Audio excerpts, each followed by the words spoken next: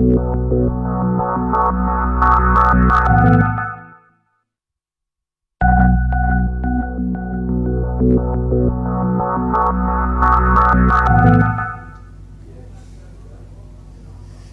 Messieurs, infiniment merci d'être des nôtres ce jour pour votre émission, l'invité du jour. Nous allons parler de l'Union des syndicats libres du Cameroun, le fonctionnement de ces différentes organisations et surtout la participation à la formation même des différents employés au sein des entreprises.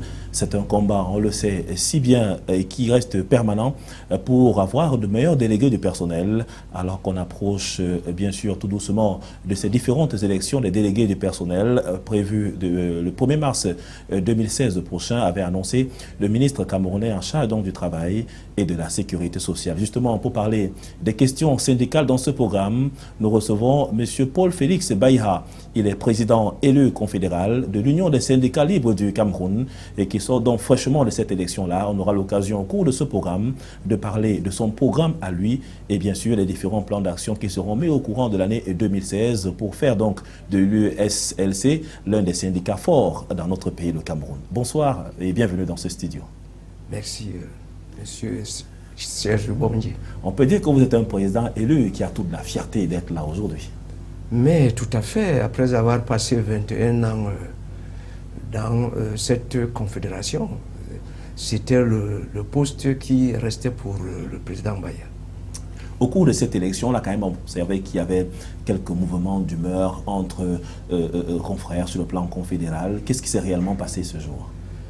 Vous savez, ce qui fait problème, même dans notre pays, les gens ne savent pas interpréter ce que nous appelons la loi.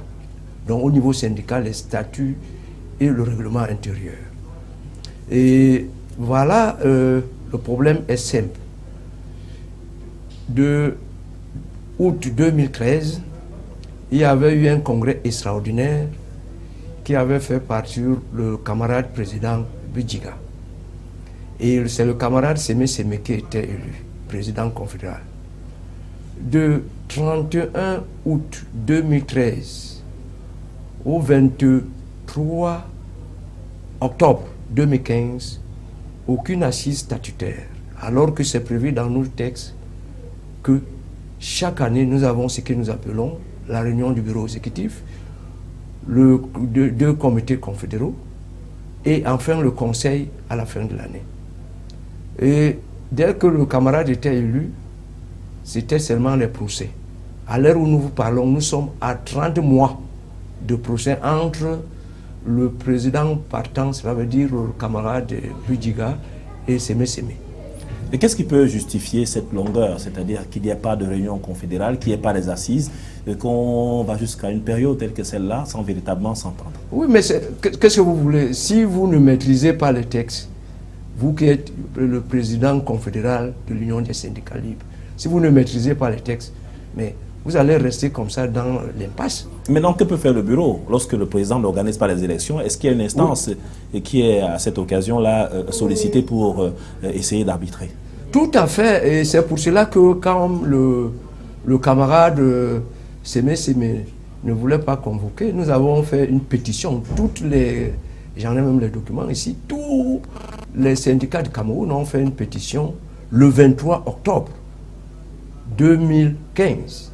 Nous avons déposé sur le ministre du Travail et de la Sécurité sociale que s'il ne convoque pas cet instant le Conseil avant la fin de l'année, cela veut dire les 2/3 dans nos statuts allaient convoquer le Conseil national.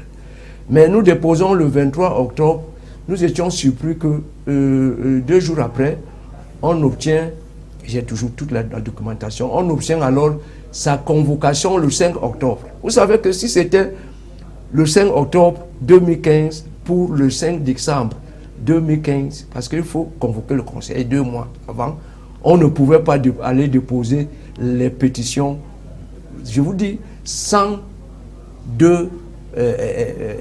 plainte au niveau du ministre du Travail. Donc, nous étions obligés d'accepter, comme il a convoqué le 5 octobre pour le 5 d'examen. Et maintenant, le congrès qui s'est tenu tout récemment, là où il y a eu cette assemblée générale, entre guillemets, qui a eu lieu ici même à Douala, avec votre élection, les petits soubresauts qu'on a observés, est-ce que finalement tout le monde s'est rangé derrière cette élection? Est-ce qu'il y en a qui sont encore dans la dissidence? Bon, je ne peux pas parler qu'il y a des gens qui sont dans la dissidence, étant donné que c'était un congrès ordinaire. Cela veut dire qu'il y a eu le conseil, parce qu'il restait des jours, le 3, sa secrétaire générale, qui n'a pas le droit de renvoyer le conseil, et que si le président est empêché, les présidents, cela veut dire les vice-présidents président le conseil. Nous étions tellement surpris qu'on voit des jours, les gens venaient déjà du nord, et tout le monde montait à Yaoundé, on voit une secrétaire générale qui n'a pas qualité, de renvoyer, de reporter le conseil. Mais nous sommes arrivés à Yaoundé, dans notre bourse, il y a eu ce que nous appelons les assises statutaires qui a eu des résolutions fortes. Est-ce que dans cette bataille-là, il n'y a pas quelque chose qu'entretiennent les pouvoirs publics? Est-ce que le ministre ne joue pas un rôle confus? Parce qu'on ne peut pas expliquer qu'au sein d'une même formation syndicale, qu'on ait plusieurs présidents qui soient là, qu'on ait plusieurs congrès, finalement on a des gens qui ne s'entendent pas. Non, normalement le gouvernement n'a pas le droit de s'immiscer dans les affaires syndicales. Parce que quand ça va, on fait appel à le problème qui se pose, le gouvernement regarde ce qu'ils appellent la légalité. Cela veut dire voir exactement est-ce que ce que les autres sont en train de faire, est-ce que c'est vrai. Bon, mais vous voyez que dans un ministère, il y a des gens qui ne sont pas du tout de tel ou tel côté. Parfois même, ils ne parviennent pas à assumer ou à faire ce que le ministre a dit. Donc, voilà à peu près qui peut y avoir des problèmes. Parce que vous venez de poser cette question. Le 5, le camarade n'est pas venu, on l'a appelé pour venir nous informer pourquoi il l'a renvoyé. Il n'est pas venu. Mais est-ce qu'il y a des constatations du CIE qui sont à cette occasion? Tout à fait, j'ai toute la documentation. Que lui-même, on l'a notifié, on l'a dit que si le conseil que vous êtes en train de convoquer le 19 est nul et non avenant, il a signé. Comme au Cameroun, les gens, pour eux, la loi, ce n'est rien. Il a signé. Donc, depuis le 5, je vous ai dit d'abord, il y a eu 3 résolutions. D'ailleurs, il y avait les vice-présidents. Il y avait la première vice-présidente, Théo Salomé. J'étais aussi là. Il y avait un autre président qui est maire. Maintenant, qu'est-ce qu'il peut faire? Qu'est-ce qui peut justifier un peu ces batailles au sein des syndicats? Beaucoup disent que parce que lorsqu'on est membre d'un syndicat, alors si on est à la tête d'un syndicat, on gagne beaucoup d'argent, forcément on a beaucoup de subventions, et puis on négocie avec les entreprises pour ce qui est des délégués de personnel. Qu'est-ce qui fait courir les syndicalistes? Non, s'il vous plaît. D'ailleurs, il faut d'abord savoir que quand vous êtes syndicaliste, il y a syndicalistes et les aventuriers. Je répète, l'USRC, pour parler d'un syndicaliste, un syndicaliste commence à la base pour arriver au niveau. Bon. Quand vous êtes venu pour la première fois de prendre l'avion pour aller peut-être à Genève ou pour aller à tel endroit, dès que vous rentrez ou pour aller saluer le président de la République, vous croyez que vous êtes arrivé, vous ne faites plus ce qu'il fallait faire. C'est inadmissible qu'un président confédéral signe la convocation, il ne vient pas. On prend les résolutions. La première résolution, les 2 bicéphalismes, cela veut dire les 2 présidents sont écartés pour un certain temps.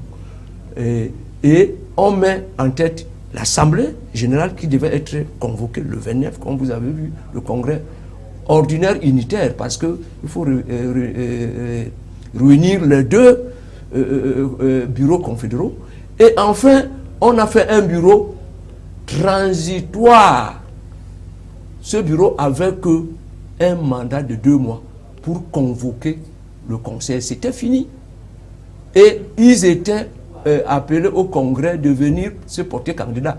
Et on voulait qu'à compter du 1er février 2016, qu'on ait un seul bureau, un comité confédéral. Justement, ce qui a été fait, ce qui a c'est ça, voilà, c'est pour cela que vous avez eu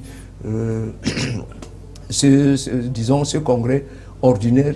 Et ce n'est pas extraordinaire, c'est ordinaire Okay. En tout cas, le Congrès était là, on a eu le bureau qui a été élu, et maintenant il est question d'aller sur le terrain travailler. Maintenant, on approche les élections des délégués du personnel au sein des entreprises. Tout à fait. Quel est votre plan d'action? Tout à fait. La première chose, un président confédéral, ce n'est pas un président du bureau. Il doit être du terrain. La première action commence aujourd'hui. Ça a commencé hier. C'est de descendre sur le terrain pour sensibiliser, pour faire la campagne. Parce qu'à travers ces élections, qu'on classe les confédérations.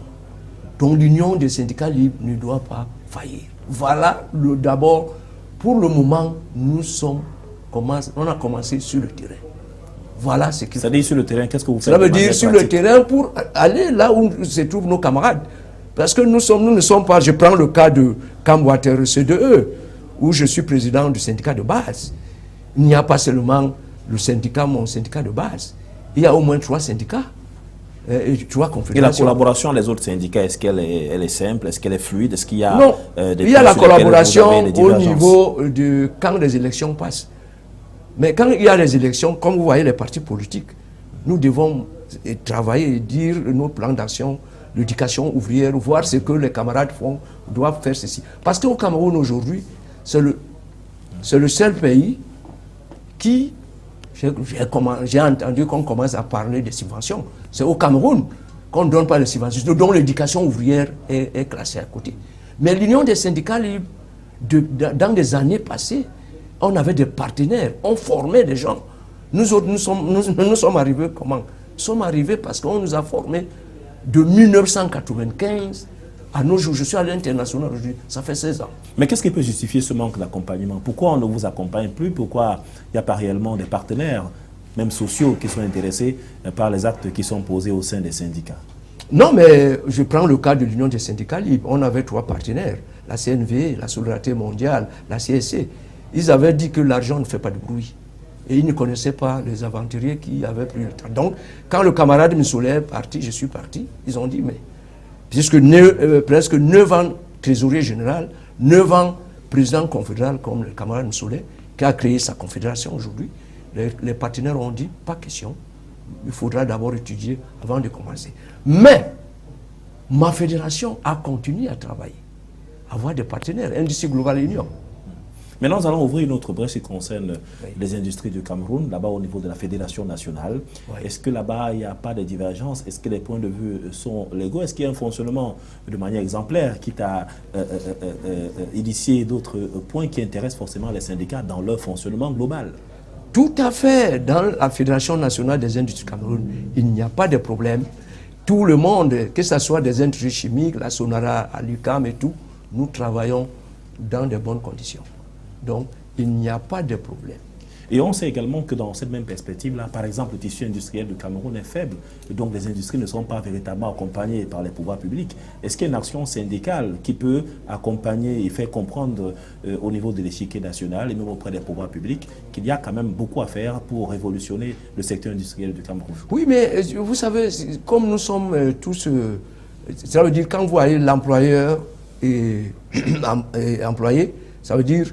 nous avons des syndicats, il y a JICAM, il y a Synditricam, il y a des autres, ECAM. Donc, ça nous permet aussi de poser des questions. Hein? Vous savez, c'est l'employeur, c'est le gouvernement qui doit forcer qu'il y ait quand même l'industrialisation. Bon, on nous a dit l'autre jour que le chef de l'État, il a promis que l'industrialisation va pousser au niveau du Cameroun. Donc nous espérons que ce soit les employeurs, que ce soit les employés, nous allons travailler la main dans la main. Merci infiniment, Président, d'avoir été là dans le cadre de cet entretien, en espérant bien entendu qu'on aura l'occasion de voir et de discuter sur des problèmes bien plus importants qui marquent la vie des syndicats au Cameroun. Oh, c'est moi qui remercie votre chaîne, qui est vraiment une chaîne internationale, parce qu'il n'y a pas de problème dans l'Union des syndicats. Et il faudra dire aux camarades que la chaise vide ne paye pas. Ils étaient convoqués au Congrès, il fallait venir, disons, d'autres devraient conquérir ou maintenir leur poste. Ils ont refusé, nous restons les camarades. Dans le camarade, Il n'y a pas de problème. Nous vous souhaitons bon vent.